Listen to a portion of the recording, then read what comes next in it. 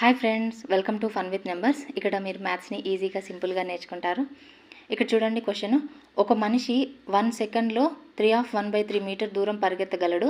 అయినా 18 మినిట్స్లో అతను పరిగెత్తే దూరం ఎంత అని అంటున్నాడు. అది కూడా కిలోమీటర్లో అడుగుతున్నారు. ఏమో సెకండ్స్లో ఇచ్చాడు. 1 సెకండ్కి దీన్ని మిక్స్డ్ ఫ్రాక్షన్ నుండి నార్మల్ ఫ్రాక్షన్ కింద కన్వర్ట్ చేస్తే 9, 10, 10/3 మీటర్స్ అవుతుంది.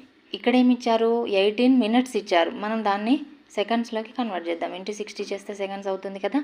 సెకండ్స్లో ఎన్ని, మనం ఫస్ట్ మీటర్స్ చూద్దాం, ఆ తర్వాత వచ్చిన దాన్ని కిలోమీటర్స్ కన్వర్ట్ చేస్తే సరిపోతుంది. పోతాడు ఏముంది, 18 × 60 × 10/3, 3 6 6 6 36, 2 zeros మీటర్స్ అన్నమాట.